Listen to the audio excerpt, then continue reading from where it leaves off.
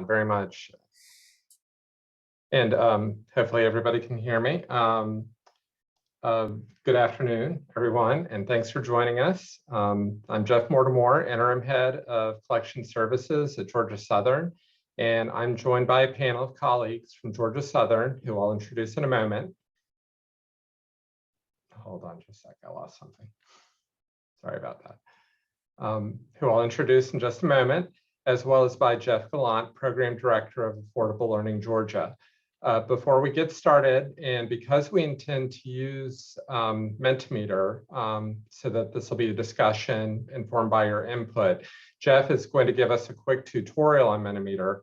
I'll go ahead and hand that over to him. Jeff, it's all yours. Okay, so Nikki is about to share in chat a direct link to Mentimeter.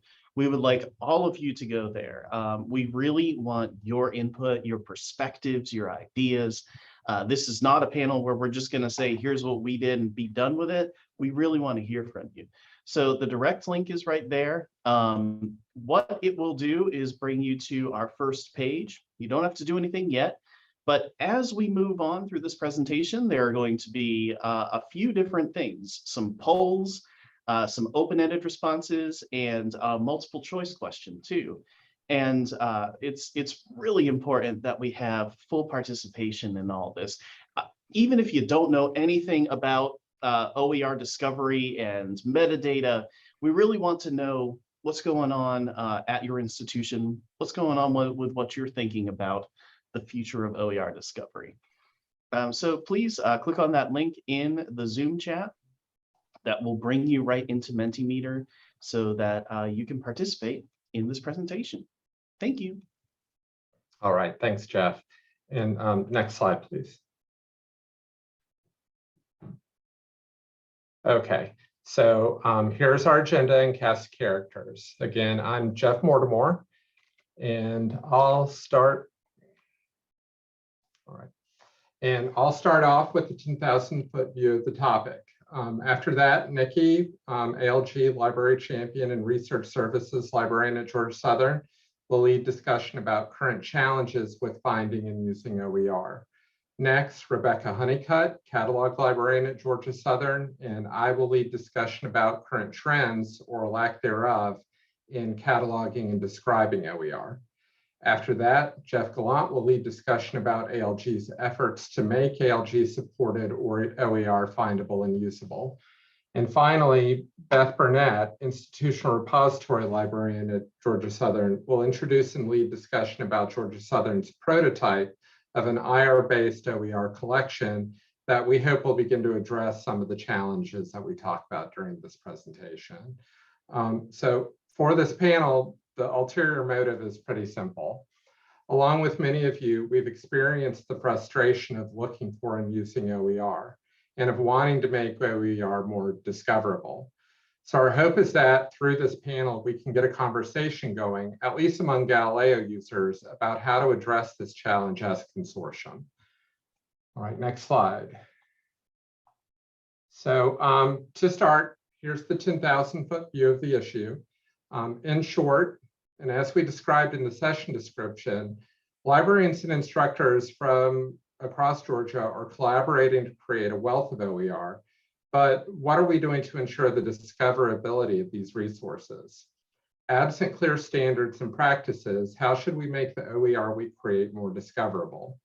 This question is significant for several reasons. Next slide. First and foremost, the volume of OER has grown along with its popularity. As institutions realize the positive impact that no-cost, low-cost options have for students, more OER content is being created and used. This means that there is both a significant producer base and a significant consumer base for OER. And as such, OER has value, both for those who create it and for those who consume it.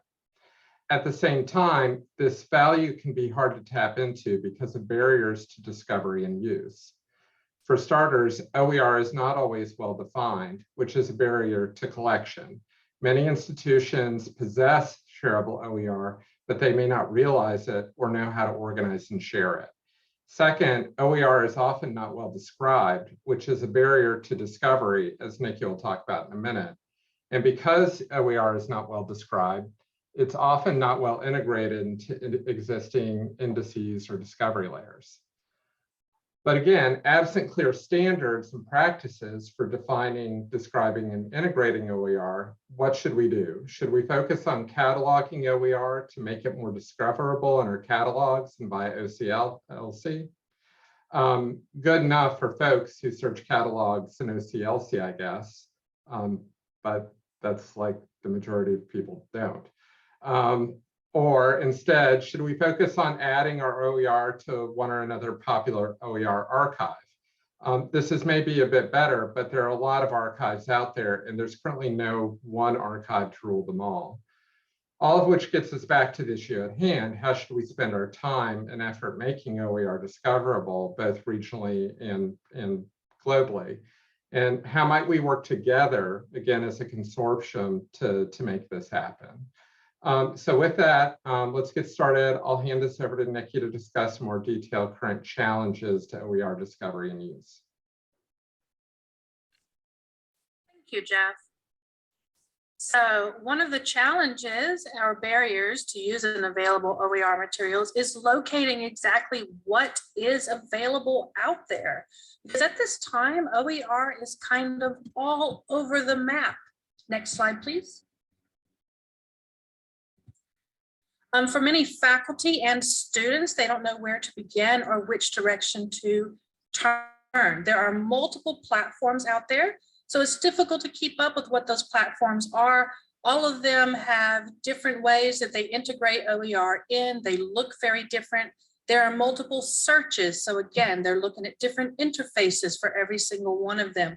Limited searches in many instances, because for many of these, they've been created by specific organizations. And so they're simply carrying what their curriculum or their students have needed the most, or what happens to have been created or cultivated at their institution. So not all subjects are available in all of these search engines or platforms. There's also, again, multiple institutions looking at this, and they all look different with limited subjects, access issues, and quite frankly, OER is kind of defined a little bit different from institution to institution or platform to platform, depending on how they're trying to support the low cost, no cost for students. Next slide, please. For many of us in the library world, we've been attempting to help others navigate this.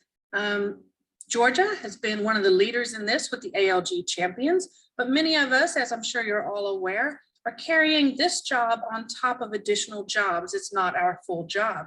So we try to help in as many ways as we can. Many of us perform searches for faculty, offering up suggestions. We provide lists of both OER, library materials, and other free materials. And many of us are notorious for creating our favorite little tool, LibGuides, which, you know, make perfect sense to us most of the time, but often these things that we create to try to be helpful aren't any easier for our faculty or our students to navigate than just going out there into the wild. Next slide.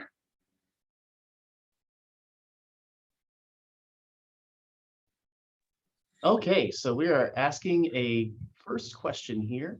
Does your institution maintain a working list of OER repositories and platforms? Answer to the best of your knowledge. You do not have to be correct, just what you think it is. A lot of don't knows.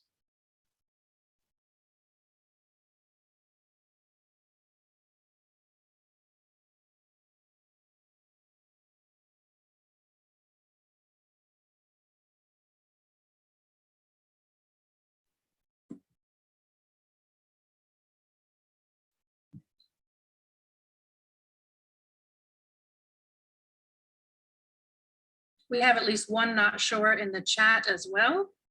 And this makes complete sense if you are not the librarian who is responsible for dealing with OER at your library.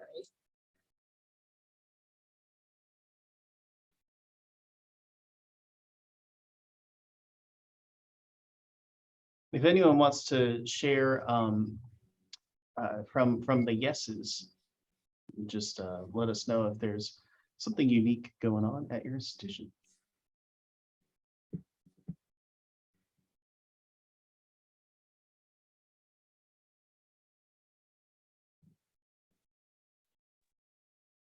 Okay, we're going to move to the next thing, Nikki. Is that all right with you? Absolutely. All right.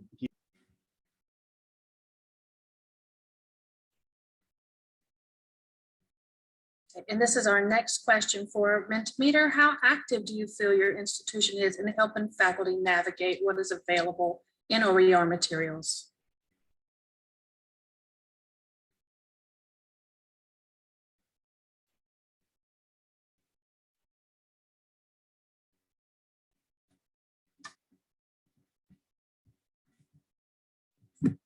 Here I was curious to see what GTC's LibGuide was all about, and I just jumped right out of here. Sorry about that.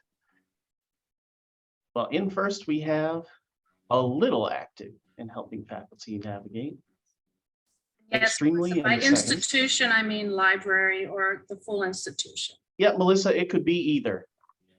If you're heavily connected to your institution and you know how they're doing, I'd answer that way first.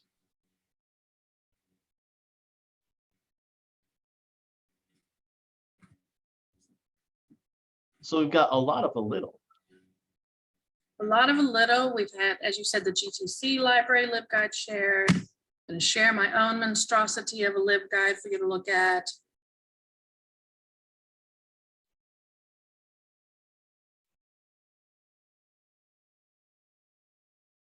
No, not at all, which is very nice to see. Well, finally got one. Okay.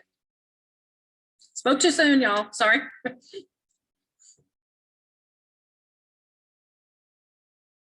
All right, we'll move on to the next one. Is that all right with you? Yes. Okay. And at this point, I'm going to hand it over to Rebecca to speak on this. Thank you, Nikki, and hi, everyone. So based on what you're seeing on this current slide, the current trends in cataloging and describing OER is that there is no trends at this point. Next slide. However, I'm going to slow down. There we go. Thank you, Jeff. However, there are a few things that we can see developing amongst librarians in OER, developing standards and practices. One is agreement in OER materials needing quality description and cataloging. Even with this consensus, though, there is, as of yet, no established standards or practices. The second thing we are seeing is that most examples of OER cataloging are focused on local discovery only at individual institutions. Third, OER repositories appear to be focused on either creating their own metadata standards for local discovery, or they're adopting metadata standards from a third-party repository. Finally, there is evidence of large groups taking on the creation of standards and practices, which we can see through the SPARC OER Discovery Work Group. This group of 9 institutions coming together to work on this question is a step toward the development of trends in this area, but not having actual trends or actual standards. So SPARC leads us to our next slide on trends. Slide, please.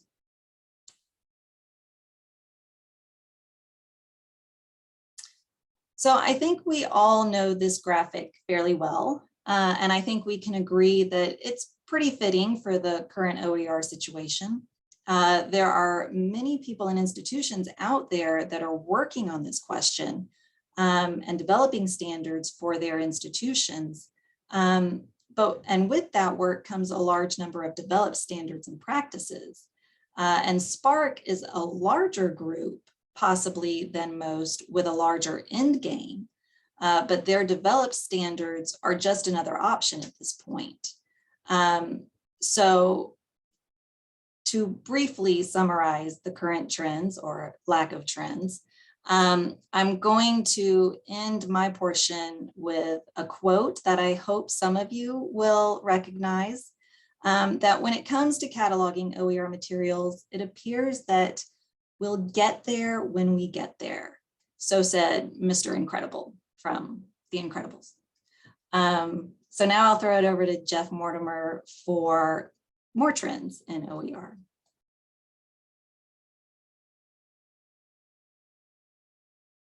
Next slide, please. Yep, it's on there. Oh, Yeah, there you go. The problem is me leaving myself muted as usual. So yeah, as Rebecca, suggests, in addition to the lack of consensus around describing OER, there are also practical challenges that weigh on establishing effective standards and practices for making this material discoverable. For example, for the teaching faculty, there are often time and resource constraints on developing OER that can impact the form of the final product. And OER may be continuously revised while in use. Very often there is not a stable form of any given OER. This includes development of ancillary materials, which often occurs on a different timeline than the original OER and may also be continuously revised. Overall, the relative fluidity of OER creates challenges for description and versioning. Similarly, there are design challenges. For example, faculty and designers may need to develop OER for use in a learning management system, or LMS, or they may be charged with prioritizing modular or interactive designs that complicate sharing the resource down the road, especially in a stable form. In short, the process of development and revision doesn't necessarily lend itself to a clear standard. Next slide, please. So, to return to the observation, it's the Wild West out there with any number of nascent standards available, none of which has much momentum. Given the lack of a clear trend, at Georgia Southern, we've made a few preliminary decisions for how to proceed with this. First, and for the immediate future, cataloging is off the table. We're not going to focus on cataloging or OER at this point. Rather, we're betting that the best road forward is to make our OER discoverable via the institutional repository, in our case, Digital Commons, where third-party indexing is already going on and is well supported. And crosswalking our records, whatever records we create, to any number of XML standards should be fairly easy down the road. So we feel like the repository is our best chance of getting a collection of OER material described and indexed, and then be able to externalize that to other systems, even to MARC-based systems down the road. Second, we're electing to follow the advice of Bobby Bothman, catalog and metadata librarian at Minnesota State University, Mankato. In his recent article, Recommendation for Core Metadata Elements for Use in OER Repositories, Bothman rejects this idea of developing one new standard after another, and instead recommends that we identify the most suitable standard already available and consistently adopt it for now. Commit ourselves to an existing standard that already has use, has wide adoption, stick with that, hope for the best, see what develops, but with the idea that at minimum, we should have some robust metadata that can be adapted to whatever standards sort of clarify over time. And so after looking at a number of different standards, Bothman recommends the IEEE standard for learning object metadata, or IEEE LOM, as, quote, the scheme of choice for all future OER metadata endeavors, not only because of the richness of the details it allows for the description of OER, but also because it's built upon existing standards. So, again, Bothman is really encouraging us, reject the tendency to create a new standard. We know that our standards, what's available to us now, is imperfect. Let's commit to something that works well enough and see where we can go with it from there. Is it a perfect fit? Is it a perfect approach? No. Is it good enough? Probably, certainly in the short term, to get a collection started and start getting our material discovered, hopefully in the long run as well. Is it better than starting from scratch and trying to create our own standard? Absolutely. That's the last thing we want to be doing. And we're going to jump over to Jeff in a second, and then Beth is going to give you the details on what we've developed so far. But before we get there, let's have a little more discussion on this. So next slide.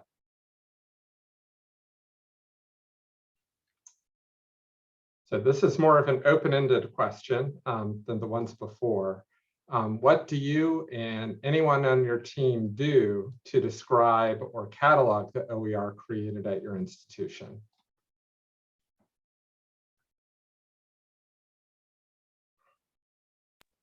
It's okay if your answer is nothing. We'd just love to hear from you. Sure. If you don't know, you can say, I don't know. If you're deeply involved with this and want to write a novel, make it a short novel.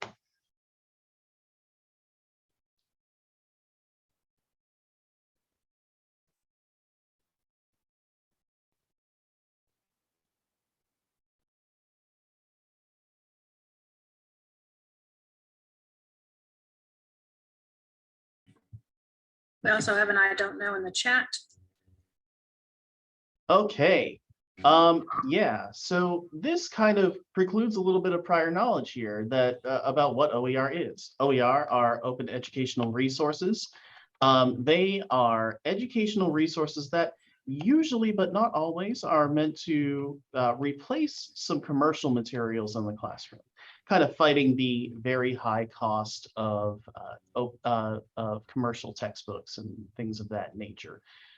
So they are under open licenses, Creative Commons most of the time. They are hosted in places that are available to everyone. They shouldn't be even behind a password wall, let alone a paywall. And you can include other things than just open licensed resources in the OER kind of basket of stuff that you can use, including public domain resources, things that are older or just put in the public domain freely. Those are also part of what you can teach with these. And the great thing about having stuff open license instead of just free to access is that you're able to customize these resources in ways that fit your students and fit your locality, your institution. And Affordable Learning Georgia has a lot about open education resources that you can check out at affordablelearninggeorgia.org. A couple of other comments are jumping out to me here. We have one comment indicating we do not create OER, we only use it. We've added OERs to the library catalog, which gets to one of the challenges that we're addressing here today, right? That there are OER producers and consumers. Both of them, both of these groups need OER well described and discoverable. There's several LibGuides mentioned as well. Mm-hmm.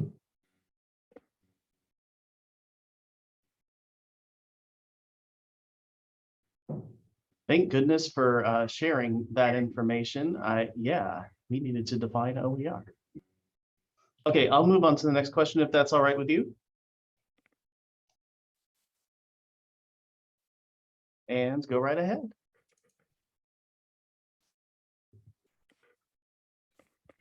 Yeah, so do you share your institution's OER with third-party repositories?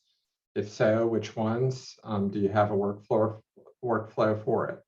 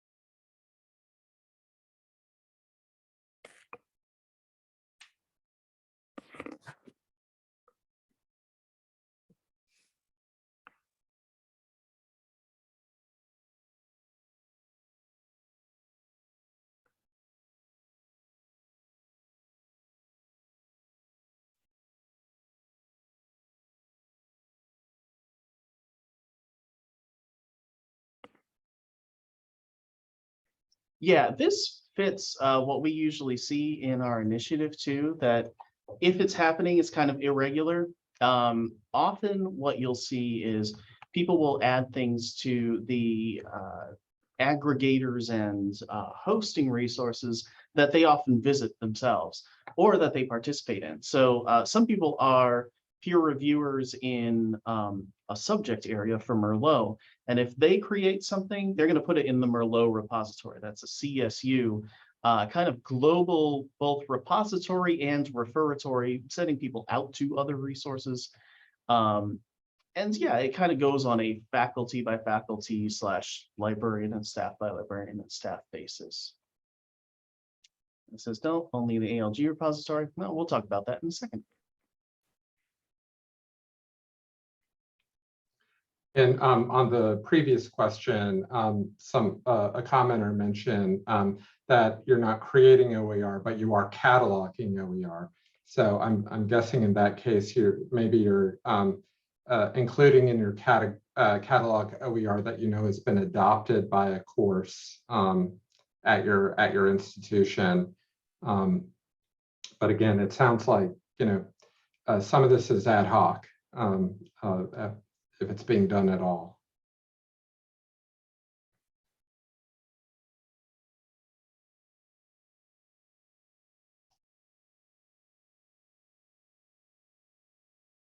All right, I'll be moving on.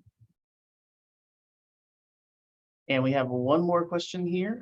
Jeff M., would you like to introduce this one too? Sure. So what challenges have you experienced or do you anticipate with making your own institution's OER more discoverable? If this is something that you've been talking about at your institution, what has that conversation been?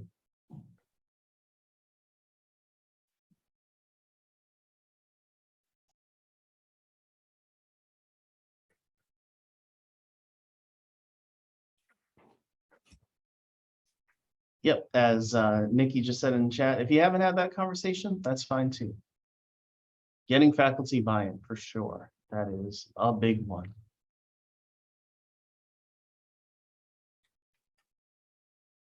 Wilhelmina shared in chat, lots of OER posted just on a website and not in a system that's designed for holding and sharing metadata. They'll put it online, but they don't necessarily share it somewhere formal. Yeah, we see a lot of that too. What's great about our program is that we can then link over to those things. What's not so great is that if they're hosting it on like a campus website or their own website, and then it goes down or they change it or they change the URL, then we have to like reach out and make sure that it's somewhere. We often try to get the HTML directly too, so that we can just publish the HTML using our new program in OpenALG. And Mina, I think your point about professors, will put it online, but not necessarily put it somewhere formal it makes a good point that OER existed before the acronym OER existed, right? Faculty have been creating shareable content, regardless of whether they were licensing it or knew how to distribute it. They've always done that, right? Many faculty have shared it among themselves through informal networks prior to any sort of formal effort to organize around OER. So that kind of gets at my earlier point that institutions may be in possession of material that could be licensed and distributed as OER, but not recognize it, not know how to get to it, not know how to organize it in a way to make that possible. Got some good comments in here, including I think our digital people have a ton of work ahead of them and deserve chocolate. Also staff cross-training. Yeah, making sure, I mean, a lot of you came in here and then said, wait a minute, you didn't say what OER was. Well, of course, we need to make sure that people know what it is.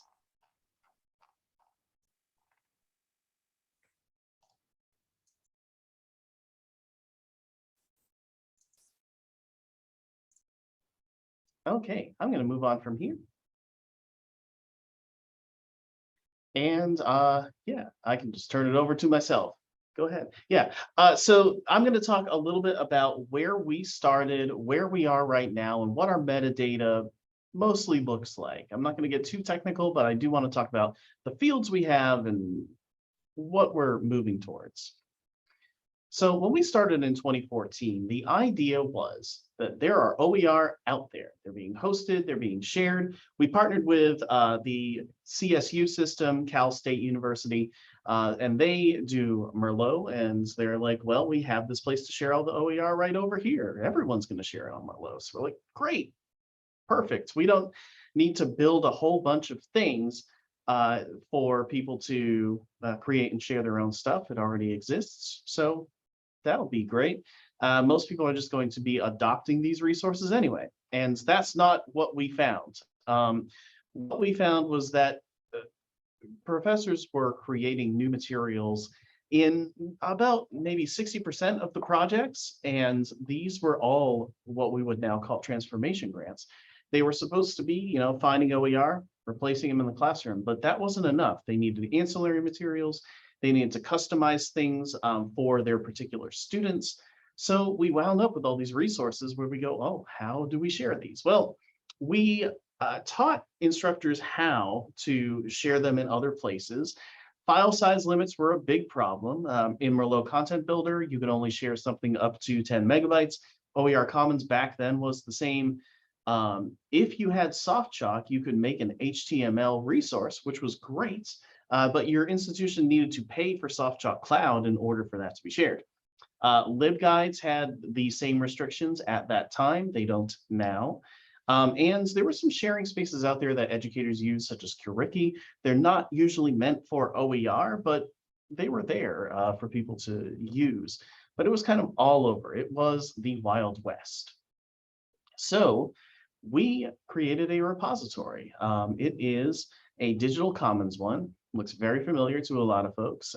There's plenty of places for metadata in this repository, Galileo Open Learning Materials. There's also harvesting, which is very easy to do. So we already have the Open Access Initiative's protocol for metadata harvesting. So we can just get those metadata fields, send them out to other things like the Georgia Knowledge Repository, and it translates very well. Google Analytics is built into the dashboard, including pseudonymous like location tracking. So we know that a lot of our stuff is in Georgia, but also people who use it throughout the United States, also in other English speaking as a second language nations, places like India, the Philippines, those tend to use quite a bit of our OER. So that's really cool. No unrealistic file size limits. We can share big stuff.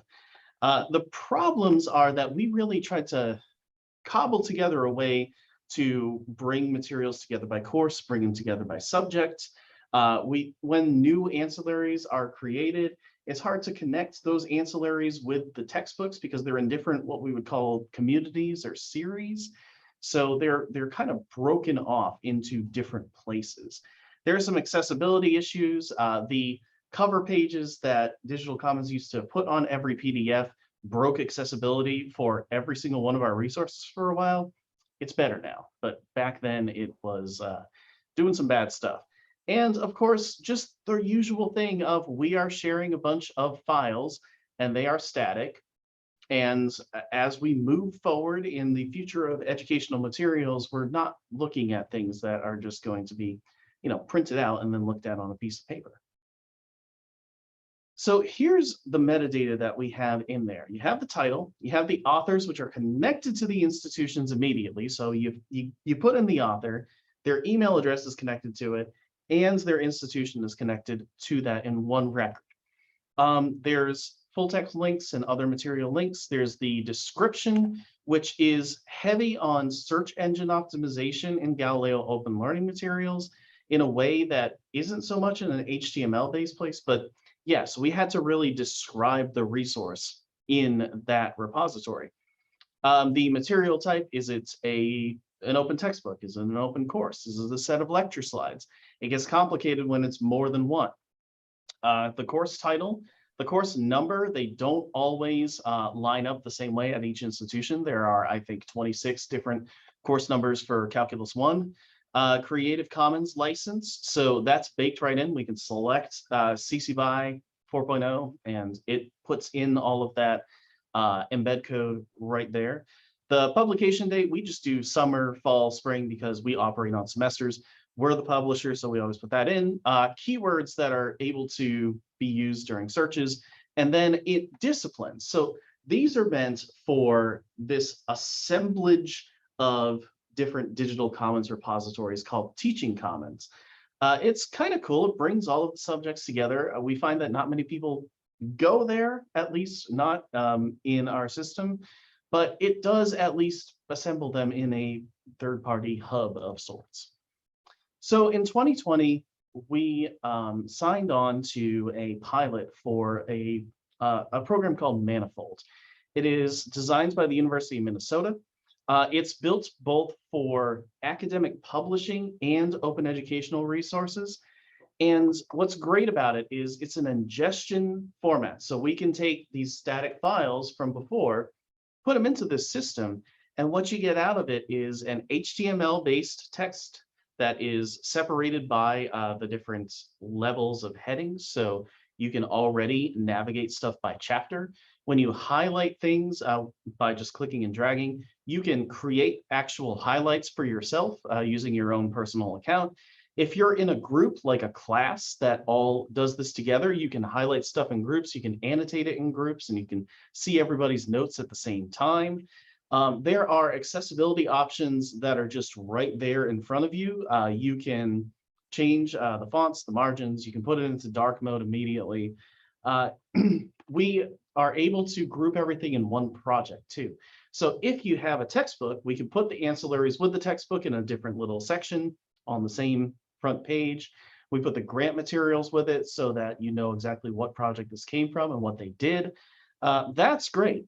Some of the disadvantages come with it being new. There's no protocol for metadata harvesting the same way that we have in Galileo Open Learning Materials.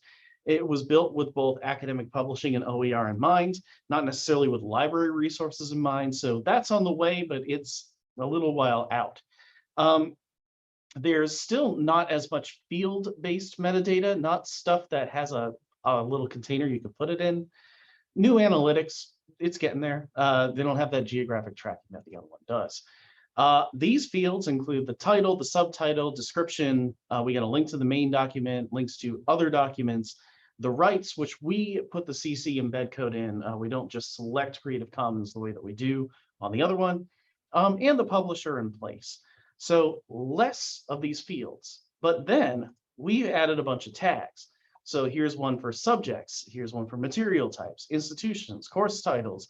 If it's called another thing at another institution, here's an alternate course title. And then, of course, the course number.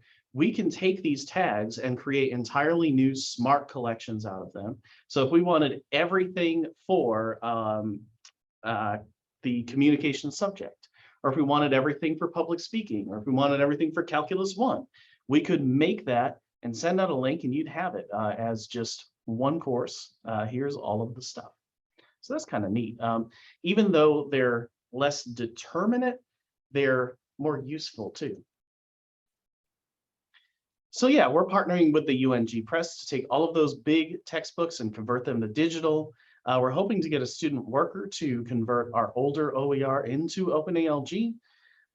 We still put all of our stuff in Galileo Open Learning Materials and link it out to OpenALG because all of that harvesting, that's how it gets into our EBSCO discovery surface.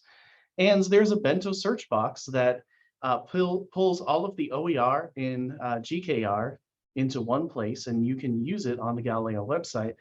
Georgia Highlands College has been the first one to adapt that. So if you've used these before, and I'm just going to give about a minute here, what do you like about these repositories and what would you change?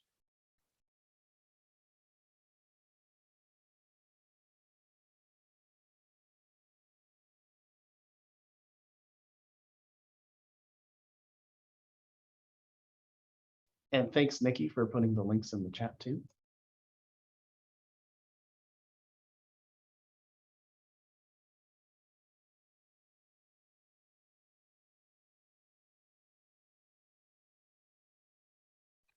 Okay, not familiar with them. That's okay. Let me just put in this one too.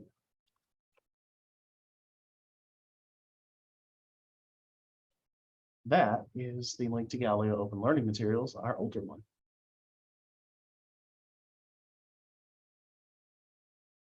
In the interest of time, I'm just going to move on from here. You've heard about what we're doing to make OER discoverable through metadata, through harvesting. What do you think we could do other than this to get it out there more?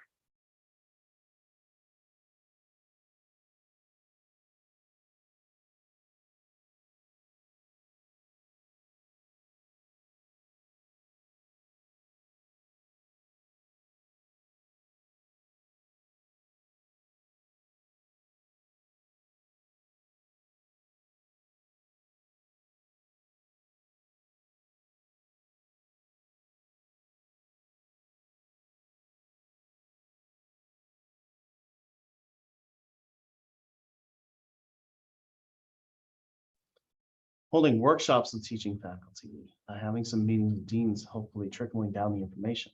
Yeah, administrative buy-in is a really big deal. I agree.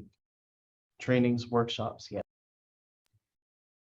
And well, Mina says, like Nikki said, the professors want things in the LMS. They want interactive things that can drop into the LMS. Oh, that will drop a grade into the LMS. Yeah, that's going to be a force toward vendor lock with LMS is having features like Canvas allowing to post content for other institutions to get.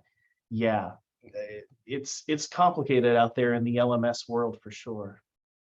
For example, there is a great open interactive object creator called H5P, and it's open source. And you can host H5P from your own place, and you can do it that way. But there's nothing in there that will export to gradebook. So you can do all these cool quizzes and stuff like that in H5P, but they're not going to ever be auto-graded and exported to the LMS.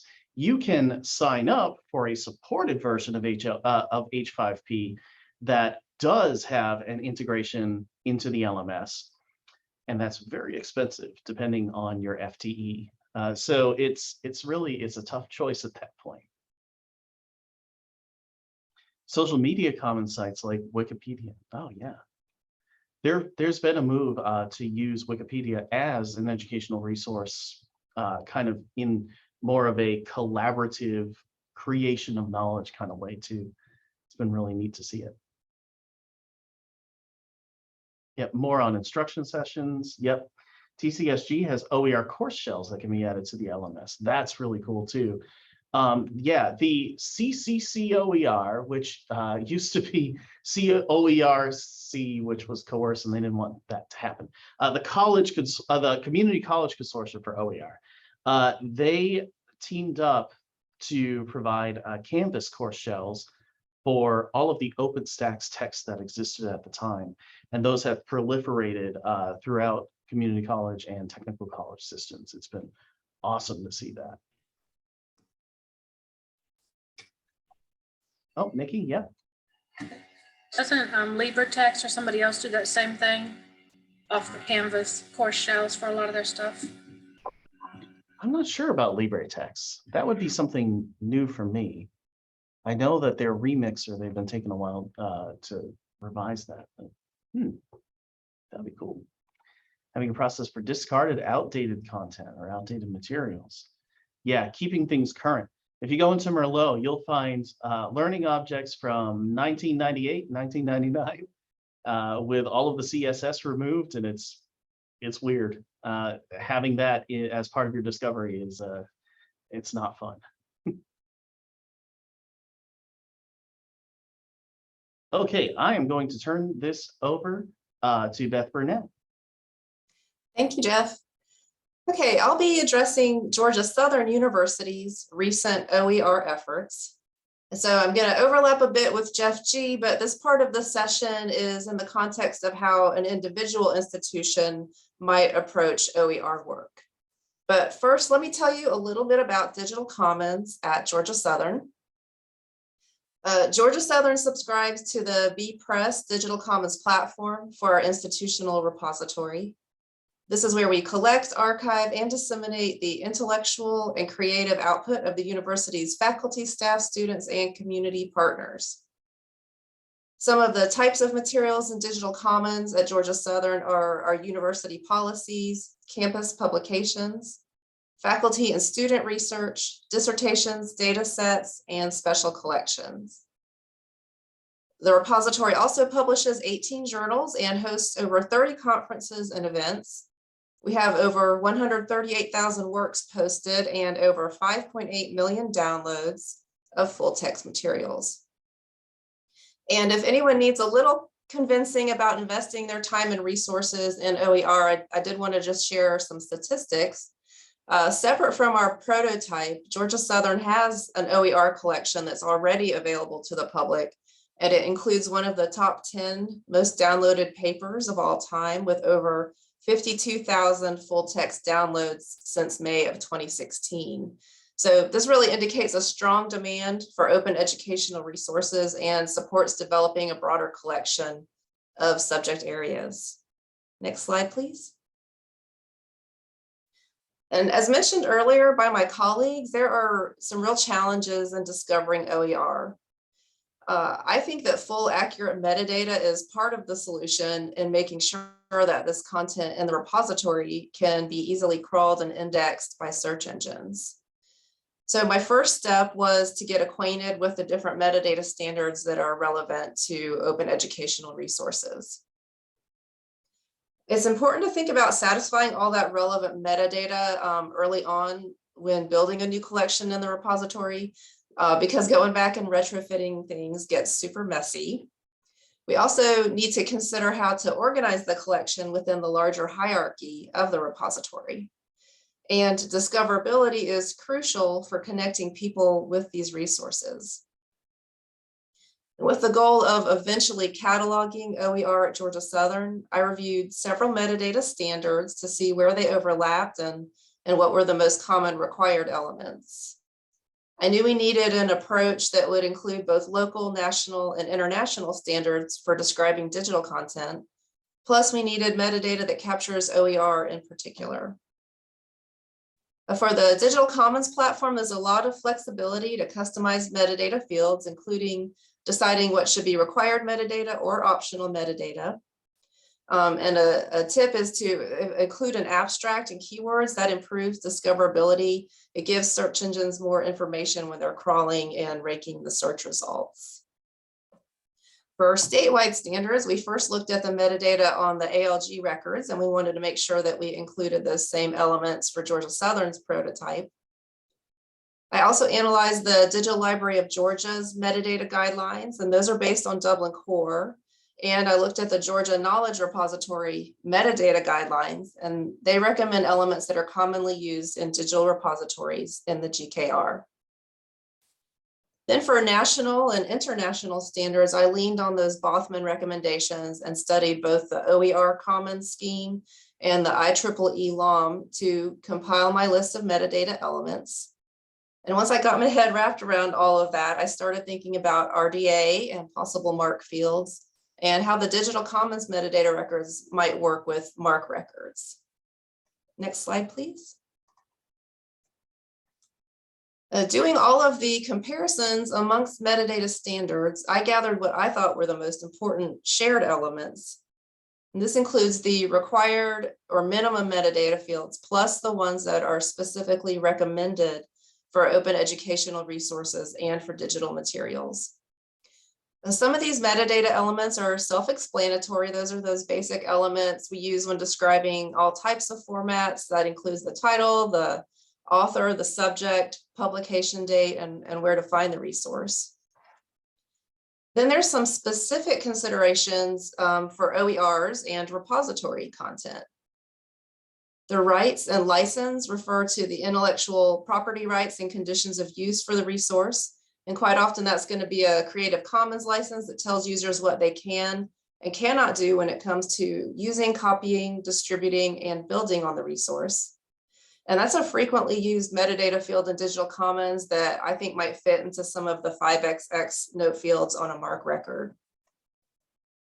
The description or abstract of an OER could potentially go into the 520 summary field of a MARC record. OERs may also have a course title or course number, as Jeff mentioned, and that might be different from the resource title. And since our students may search for something by the course number, I think adding 246 fields to include those course numbers on a MARC record makes sense.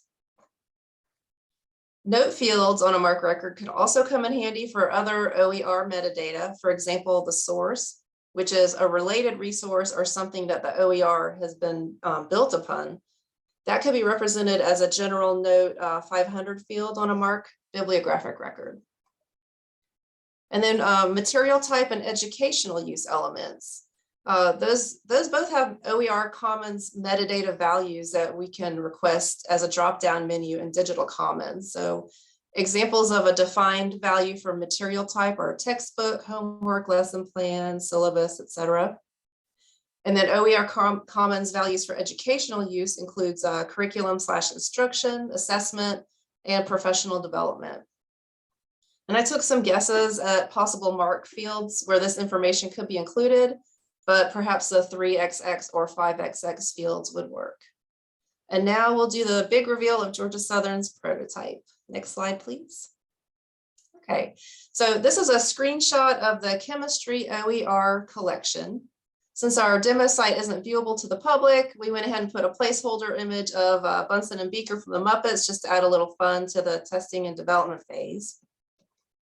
For our prototype, we have a parent collection on the demo site for all of our open educational resources, and then a child collection for each subject area.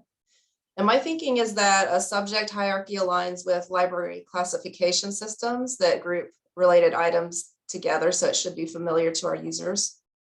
And this will hopefully help people who want to browse OER collections by subject and hopefully help our catalogers.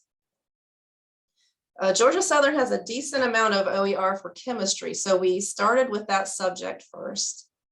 And in Digital Commons, we set up what's called a book gallery style series. And the advantage of the book gallery style is that you get a landing page. It displays images of book covers next to the title, authors, and abstract. And the book gallery style is similar to scrolling down a page of search results in the library catalog. And then you can click on one of the records for more information, or you can get a link to the resource. And then if we have full text available, you can also download those materials. Thanks to this being an online open access repository. Future plans for the prototype at Georgia Southern includes adding book gallery series for additional subject areas, refining our metadata guidelines for creating records, and then one day, hopefully testing workflows to get these cataloged.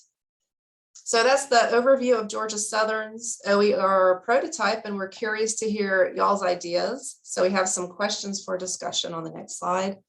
And I see we've got 5 minutes left, so I'm going to go through these quickly, and y'all can type in to Mentimeter your answers or in the chat. So what user needs need to be considered when building an OER collection in institutional repositories? There's something that is especially important when thinking about starting from nothing and building up. And I think we can go ahead to the next question and ask what metadata elements. Oh, someone likes Sorry. 246 for the course number. Okay, great. Oh, accessibility. Okay, Sure. it's a big concern. And feel free to type questions for the whole session in the chat while we're waiting on answers to come in here too. Yep, we're down to the wire, but it's, we can rehearse this as much as we possibly can, but we do not know how Mentimeter's gonna go when people start answering. Oh, well, Amina says, did you look at the Spark OER metadata Rosetta Stone? I did, yes. Let me see the full question here. Okay, I'm gonna move to the next one. Oh, so the next question we have for y'all is what metadata elements are essential for describing OER in MARC 21 format?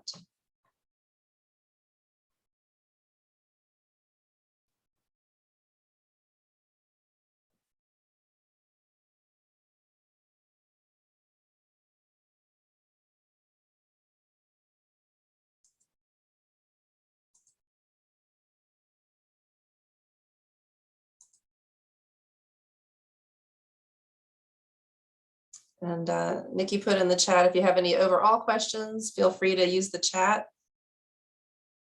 And you're welcome to type in things as far as what metadata elements are essential. And on the previous slide, someone mentioned the 246. Okay.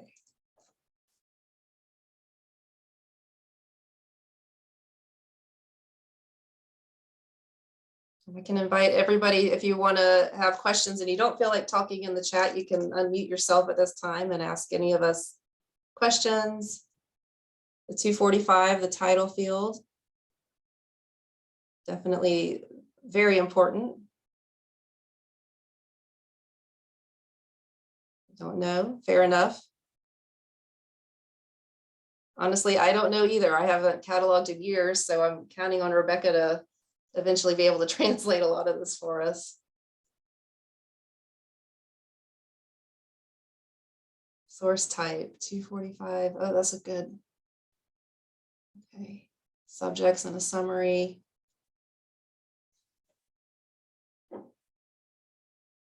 Title and authors.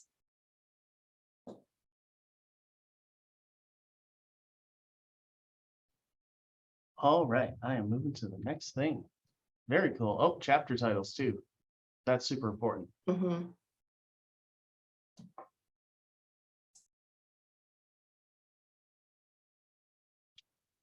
Jeff, do you want to run the outro? Yeah, so we have 1 minute left. So I'd say we don't have a lot of additional time for Q&A, which makes it difficult to come back around to the ulterior motive again.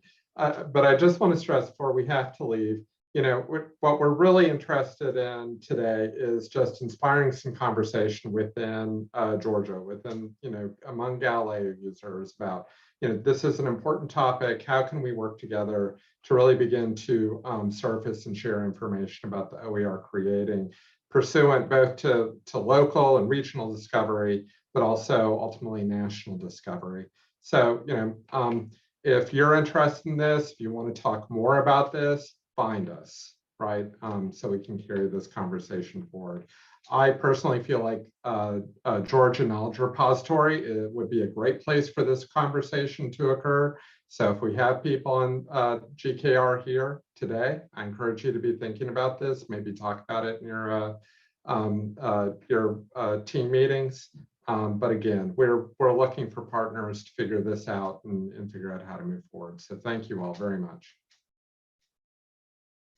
Thanks, everyone, and thank you for participating.